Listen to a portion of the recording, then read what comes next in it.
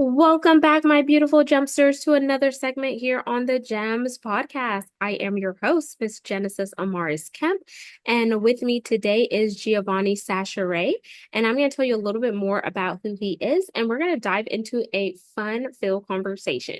So, Giovanni is the CEO and founder of Mystis Adult and Family Services. Giovanni, it holds a multi-state community-based organization serving vulnerable populations in Washington and California. Washington is where they're serving the entire west side of the state with rapid expansion into the east side. In California, they're operating across multiple counties, including Monterey, Contra Costa, Los Angeles, and Santa Cruz. Missy provides case management, housing navigation, healthcare linkages, and employment stabilization to help people build lasting independence. Miss Giovanni was born in Seattle, raised in the streets of LA, also known as Los Angeles, y'all. Giovanni understands struggle firsthand. His late mother, Misty, passed away during the COVID-19 pandemic, a loss that shaped the organization's name and mission. Today, Misty reflects her spirit of resilience and advocacy for those society too often forgets. Giovanni is a father of five, a first-generation college graduate, and will soon graduate with a master's degree in human services from Capella University in Texas. His leadership is rooted in community, family, and the belief that no one should be left behind. And if that doesn't say it all, we're definitely going to dive into more of what makes Giovanni resilient, as well as the work that he's doing. So without further ado, I want to welcome the man behind it all, Giovanne Schachere. Hello, thank you. Thank you for having me. My pleasure. And if you have listened to the show, you should know I'm no stranger of getting to connect with my guests in a fun and personal manner. So we could do that by either doing a rapid fire 10 question game, emphasis on rapid, or an icebreaker. What are you in the mood for? It's an icebreaker. Okay. I want you to share. Okay. Sorry, y'all. Genesis, get it together, girl. So we're breaking the ice with Giovanni. Y'all know I love um sound effects. So, Giovanni, I want you to share something that you have done in your life that was crazy, but it actually built your personal and professional character. What was that? Oh my gosh, that's a hard one. I try to be responsible. Um, I don't know. One of the things that comes to my mind like right now is um not being afraid to like take on challenges and like starting an organization in Washington and starting one in California at this level or offering all these services and then doing it so quickly. And like, it was just probably really the definition of crazy. Like, most people were like, is something wrong with you? Or like, can you just stick to one thing? And I don't. All throughout my life, I've never stuck to one thing. I mean, usually, like when it's a responsible thing to do, but when it's about taking chances and you only get one life, like that's really what kind of made me who I am today. It's just, working multiple jobs at once, working multiple opportunities. So yeah, I'll say that would be one of the craziest things. It's still crazy because I don't get any sleep, but I'm enjoying it. I like that. And thank you for sharing. And y'all, I like the fact that he's resilient and what others may think is crazy is actually doable because he's allowing the capacity of what people may not be able to handle. And he's showing you that there is a way to handle it if you put your mind and heart to it. And he's also a man of faith. I did see that in his bio. And if you were listening, you also heard that he is a husband and he does have five children on top of running his business. So, like, the sky is not the limit when there's footprints on the moon. So I would definitely tell you, like, if you have some dreams and goals and you feel like it's unreachable, just listen to the glimpse of Giovanni's short story and let that inspire you that you can achieve things that are beyond your current reach. And you could go further than that if you just, condition your mindset. It's all about mindset and perspective. I would agree. Would you add anything or take anything away from that sentiment, Giovanni? No, that sounds about right. I mean, also, well, I would also add what I was thinking while you were talking was like not taking everything so serious. Like it's okay. Like you might fail, even though you picked up eight things. But don't let that make you think, well, then I should never do that again. Like you may not need to do that specific scenario again, but that doesn't mean you cannot do multiple things at once again, right? And that's what I take away from things that, like, it's very disappointing. I'm like, oh no, I lost them all.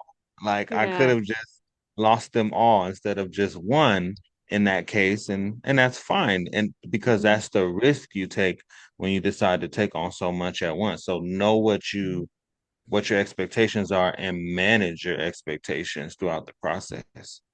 Yes, all of that. Because I mean, there's always going to be lessons that we're going to learn. And it is in those lessons that could be paving the way for something that is going to make an imprint that's going to be an impact later on in life. And that also segues into your legacy leadership. So one of the things that says raising kids while rebuilding systems.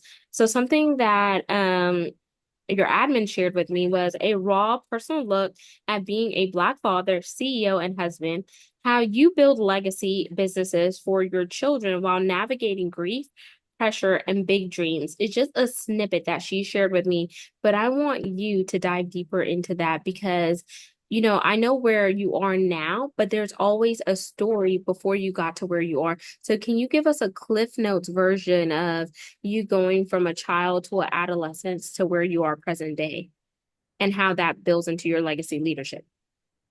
Yeah, absolutely. I mean, starting from very young, I was born in Seattle. And I spent time in the Central District, and which is, in Seattle, it's where a large, multicultural community exists. I have a lot of family there, so spending a lot of time with them and being on teams and just building myself up from there. Also went to a lot of different schools in Washington, in Seattle, specifically, or really King County. And that really was hard, like school to school to school. I went to like three middle schools. I went to four or five elementaries. And it wasn't because I was a bad kid. It was just, I didn't know any better. It was my parents' choice for it to move us around. And I also went back and forth to LA. So I did a little elementary in LA too. So I went to 116th Street Elementary School near Compton, near Watts. And so I went there. I went to school on Jefferson and Crenshaw. Like, it was just so much change that I got used to change, which is probably why I'm able to do multiple things at once and not take it so seriously. And then I actually went to eighth grade and high school in LA. And so I went to Mount Vernon Middle School and then graduated from Dorsey High School near the jungles. A lot of people remember that movie Training Day that took place in the jungles. My school was right there. I used to hang out in the jungles a lot. Um, Can I ask a and then, question really quick? It may be a yes, silly question. I don't know if you're a yeah, movie fanatic, but there is a new movie that came out with Kiki Palmer and SZA, and the comedy mhm, movie, and they're like, yes, "Yeah, we're going to the jungles." Would you say that's yes. part of Ellis? Okay. Yes, yes, that's it. Okay. That's Okay. it. Yeah, that's the jungle. And it's changed a lot. It's changed a lot. It's been gentrified a Mhm. lot. So it's changed. It's still not a place where you should just be if you don't know where you are in the middle of the night. But it is definitely, a place that I grew up. And I went on to get my bachelor's degree in Washington State. But before that, when I graduated from high school, I started working for LA County. So there I was working in the training division. I always thought I wanted to be an attorney, but I didn't think I had enough money for that. And first generation college student, I'm not even trying to think about the hundreds of thousands or however much it was going to be. It was expensive. So started off at community college, and then my team at the county was like, "You are super smart, and you're going to university." So they kept pushing and pushing and pushing. So I started university at 23, and then got my bachelor's degree at I think 26. And then even I had my life kind of figured out because I thought I wanted to be a social worker. So I love the law as well. I loved using the law to help people to be able to fight for their own rights and to advocate for people and to help them to understand what they're entitled to. And so I was doing a lot of that in university and volunteering, and that really helped to shape me. And then moving on from there, ended up moving back to Seattle and working for a lot of great organizations like Compass Housing and DESC and a lot of different types of positions on purpose. I worked for FEMA. I worked for Social Security Administration, different counties, cities. I was a probation officer for a little while. And, all of these positions, I chose them to be able to have all of this experience Mm, in one place in my head. And yeah. I'd stay there for a year or two and then Okay. move on. But I took it along with me to the next position to make myself stronger. And Mm-hmm. then when the pandemic came in, um, I was still in Washington, but I ended up, going out to visit my mom, and my mom really, really wanted me to move out there. And so I did, but unfortunately, she succumbed to COVID a couple Mm, months after that process, and so that was really hurtful. yeah. The whole COVID crisis, whole situation is still hurtful. It's still hurtful to a lot of families, and so Mm-hmm. that was one of my Yeah. motivation. Yeah, Yeah, see, I lost my dad in 2022 due to, medical negligence and just he went into the hospital during the COVID time, and after being in the hospital 3 days later he was paralyzed from the waist down, and he didn't get COVID, but it was the hospital was so overpopulated with COVID patients and not enough like medical staff that I felt like certain things went under under and overlooked. So, my condolences for you losing, a mother in that way. And it hurts, especially whenever you are close to that parent and you have that bond. Like no matter what people say, the words like, oh, she's in a better place or God never gives you more than you can bear. Like if I could be transparent and raw here, like I'm like, I don't give a damn what those words are. Like this pain hurts and it cuts deep. Like, why did it have to be, my dad? Like, why did it have to? And you begin to question yourself. And, if you want to be even realer, you begin to question your fate. But sometimes those things happen to us, but it also happens for us because, here you are now getting ready to dive into the details of how you took that pain and that hurt and you turned it into something where your mother's name and legacy will live on for future generations. And, everything that you're doing now is building upon the building blocks by you working in certain organizations to acquire that business acumen and knowledge. And now, you're doing it for yourself. YOLO. yes, thank you. Thank you. And yes, my condolences to you too. That's exactly why I'm in this business. It's really because I know that there are stories just like yours. There's stories out there everywhere. And, you know, we're able to like get ourselves back on our feet. But what about the people who, for the last few years, this is just 5 years ago, right? Like this is tough. this is tough for people to rebound from, especially when they're already in a difficult situation, or already living in poverty, or already paycheck to paycheck, and to have a father, right? Like pass away, and maybe mom was the breadwinner, or whatever the case may be. Maybe dad was the only one. You just like there's so many stories. Some children were put into foster care because Yeah. dad was the only one left, and now he's not. Like Mhm. it's hurtful. And Mhm. so those children have that trauma.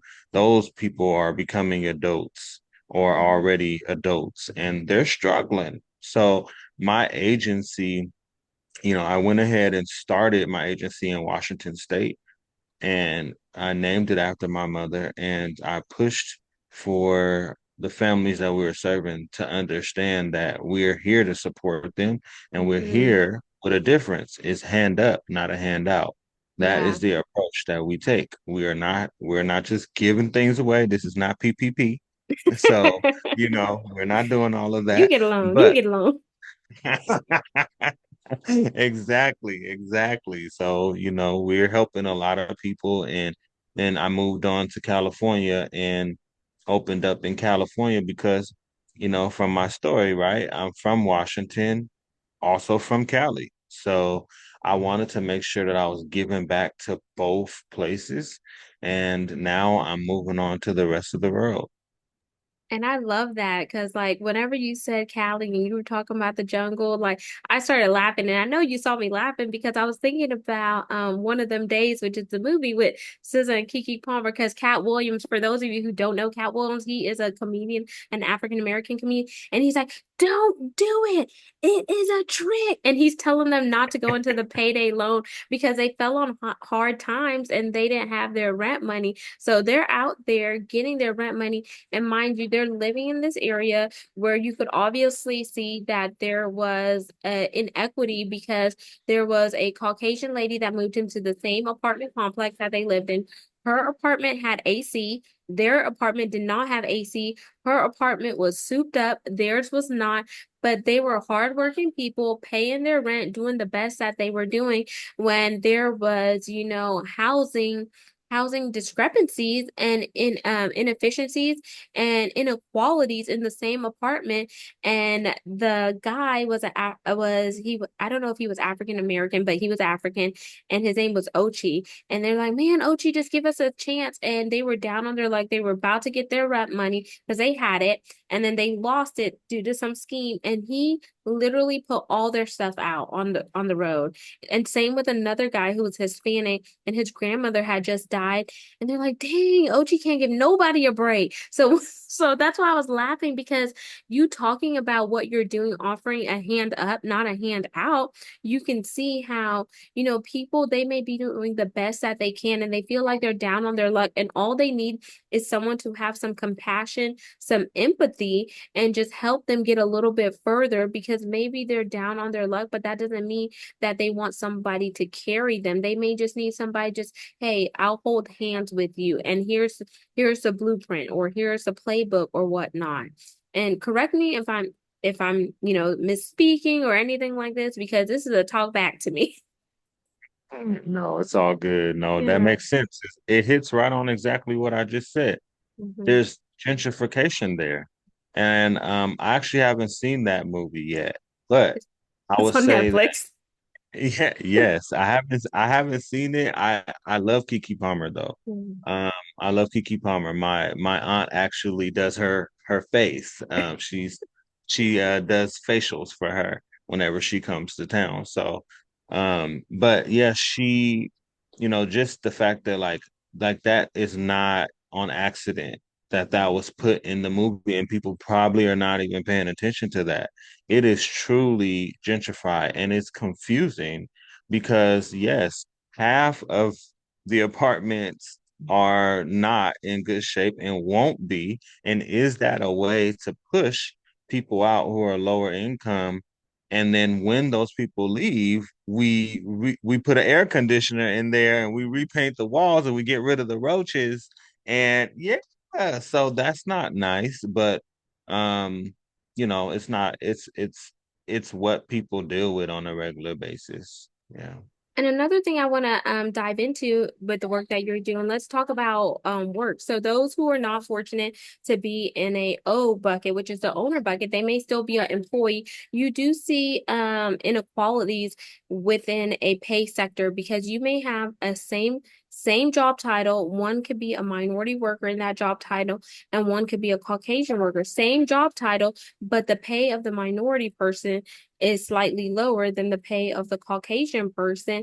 And it's not until like maybe they have a meeting or they start looking at classification levels or someone whispered something to that minority person that to say, hey, were you aware of X, Y, and Z? And then they become aware of their knowledge to see that things are not as fair as they make them see. But you're doing the same work, same job title. You may be working hard or harder than that individual, but you see the pay inequality and the discrepancy in the pay. And you have a degree. Y'all both have a degree. Y'all come from different backgrounds, different necks of the woods, but you may have a degree from Prairie View A&M, which may be which is a predominantly Black college, and they may have a degree from A&M University, which is a predominantly white college. But let's help be fair across the board. And it's not always about race, but these are things that are happening. So that minority person may actually need a hand up versus a hand out. And they may say, hey, I want to, be able to afford some of the luxuries as my counterparts or go on the nice trips or whatever without being coveted or having, the art of comparison. But let's just be realistic about it. Yeah. Yeah. It's something that I have experienced, especially going around to different organizations, working in different organizations that are predominantly white. I had a really hard time moving up. I had a really hard time getting into the next higher position, even though maybe I was like praised for, a lot of the things that it would take to get into that position. And it's another reason why I'm motivated, or I was motivated to like really get something started and really get my voice out there in the work and also create an environment for staff members to feel that equality. Something that I always talk about in my workplace with my staff. We do have staff who are international and we have staff who are local, and we have, just different colors and different flavors and languages and all of that. So, And I love that because before we got on this, I was creeping and scoping on your website, and I said, "Ooh, I love the diversity up in there. He has all colors of the rainbow and backgrounds, nationalities, and it's amazing to see that because I think whenever you see that, and me just being first generation American from a Caribbean and South American background, I love to see the diversity because it is who I am, like, and I'm in a family of diversity where pretty much all my nieces and nephews are, half black, half something else. And that also brings me to something else I want to pull out, Giovanni, because you said what the streets taught me about running a company. Can you expound on that? Like what did you pick up from the streets and how has it helped you be the man you are? you know what? I was thinking about this a little bit more like the other day as well. Like basically, I'm talking about the hustle. Mm-hmm. I'm talking about the grind. I'm talking about knowing that most of the time, like the odds are against you Yeah. and you do it anyway. And also to think lean. Like as I'm starting my business, like I'm starting it off my back. I'm not expecting to get any loans. I'm not expecting to get any handouts. So I had to get out there and beat the street myself. But then once I started to add staff, then I had to see how to build up with others. And so that was really like the core part of it is like there's a lot you maybe you can pull over on me, but there's a lot you cannot because I have seen what is happening in the streets. I have seen when people get upset and they shooting guns and things like that. So Okay, thank you for elaborating on that. So the grind and the hustle, y'all. And I'm gonna be digging deeper because I want people to say and to also see like, yes, Giovanni, he has his business, but I want them to know like this is where you came from and it was not always cookie cutter, but with the grind, with the motivation, the passion, the purpose, like they too can achieve, this greatness too. One of the other things too that stood out to me is um it talked about leading a multi-state workforce with integrity, faith, and fire. Would you say those are your staples pillars, or would you like to share anything else about that? Well, I would say that these things are changing every day. Okay. Like they're changing on a weekly basis because, yes, you do need to have that fire. You Mm-hmm. do need to be able to like have a strong personality, you have to be able to collaborate as well. You Mm-hmm. have to be able to advocate for yourself. Those are all things that I learned to do throughout my life. I know that the odds are sometimes against me for a lot of things and for my children and for the Mm-hmm. people around me and for the clients we serve and for the organization. So that's a lot to be stacked against you and for you to Mm-hmm. keep going you have to be able to find that fire. You got to be able to find that purpose. You got to be able to find your faith sometimes. You got to be able to balance. Yeah. And that's really the most important thing that like I usually am living with. Mm-hmm.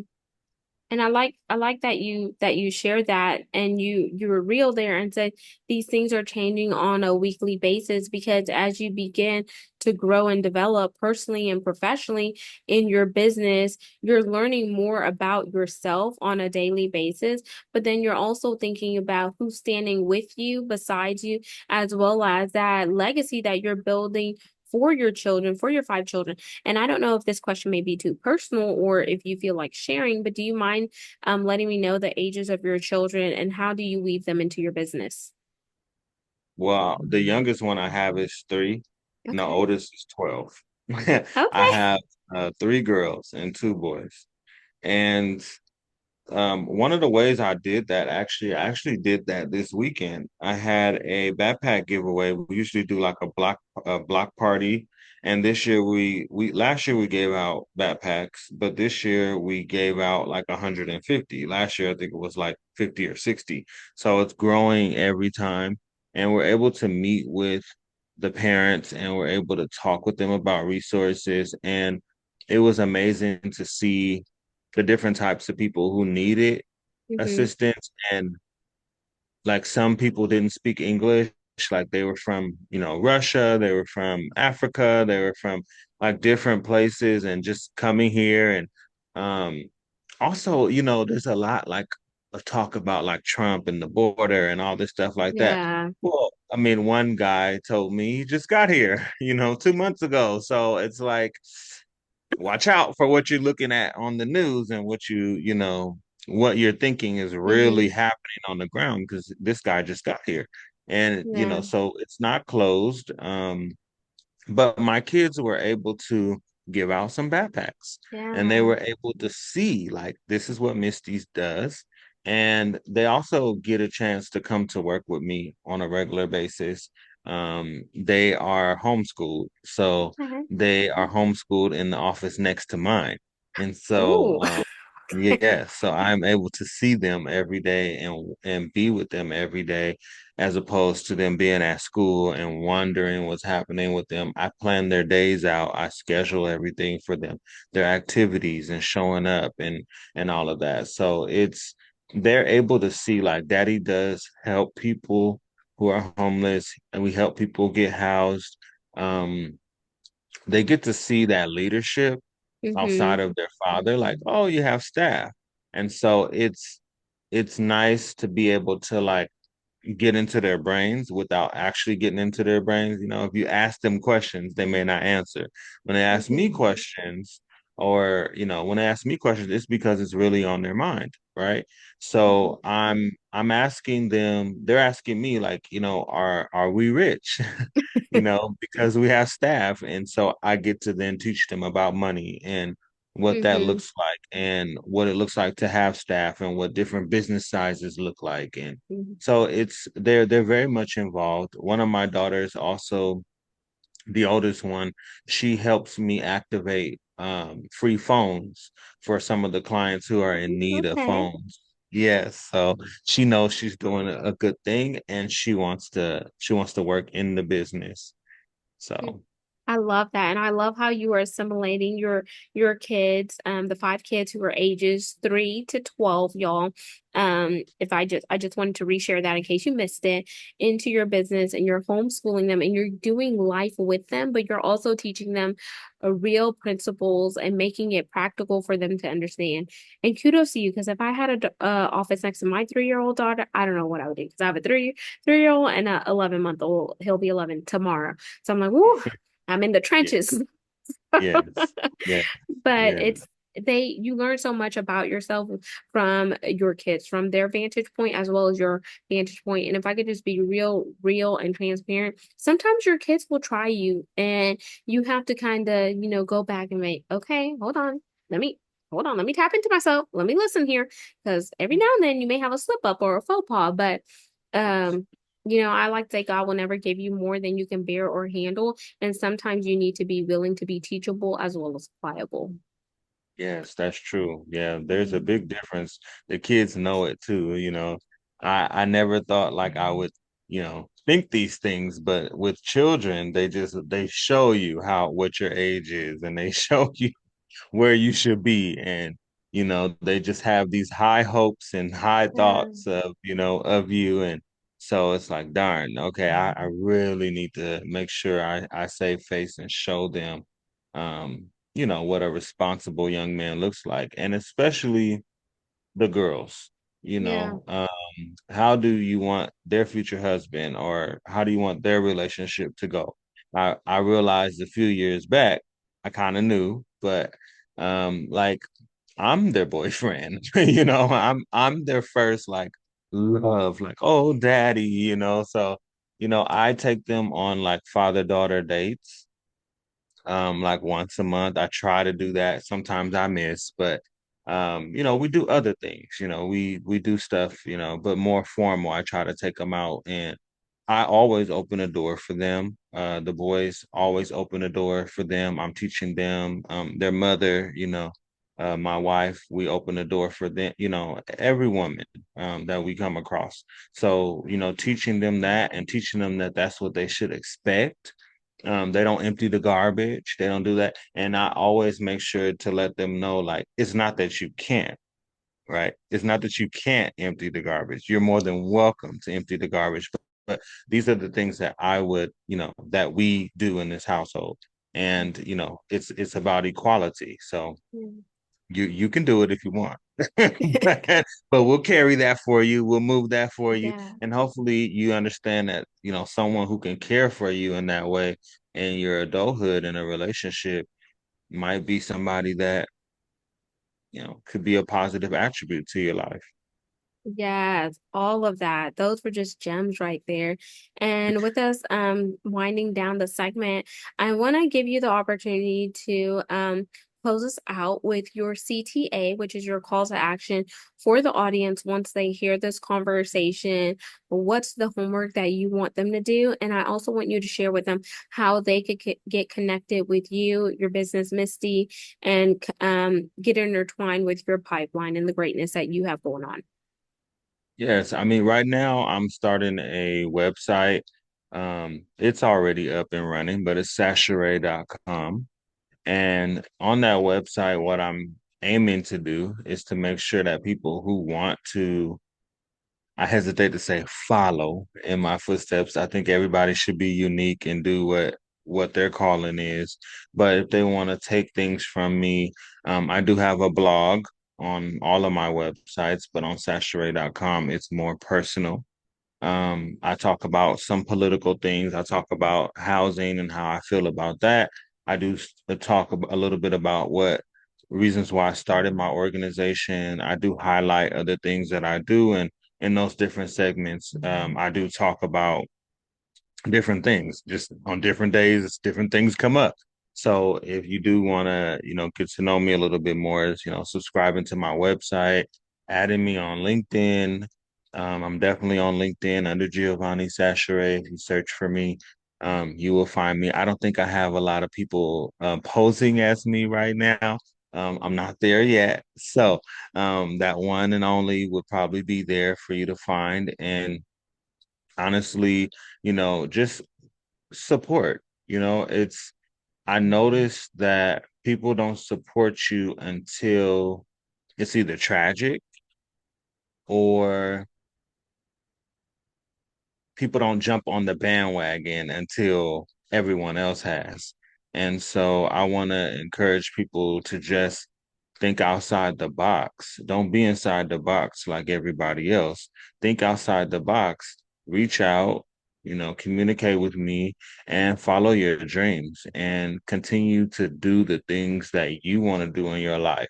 But one thing you could never and should never forget, I think you could never, because I think about this a lot, like as a human being, right? Like once you get, especially once you get past a certain age, you know that one day, right? Or you've seen someone leave this earth, you know that one day that can be you and probably will be you unless science is coming in and helping us out. But it's important that you do all of the things that you wanted to do and that you get the recognition and you get your flowers while you're here.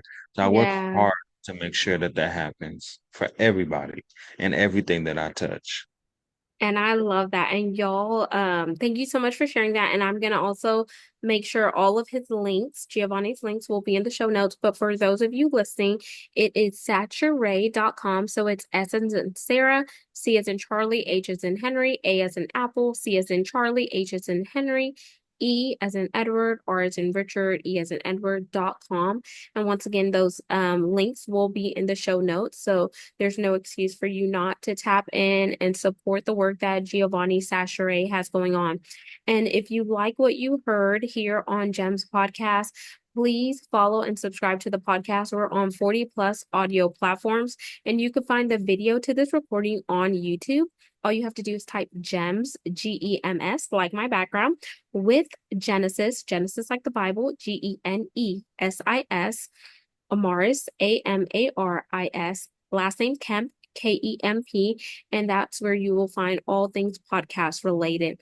And until the next segment, I hope you go do something that is amazing, something that is building you up, something that is going to leave a legacy behind, and something that is going to create an imprint that is going to drive impact for future generations to come.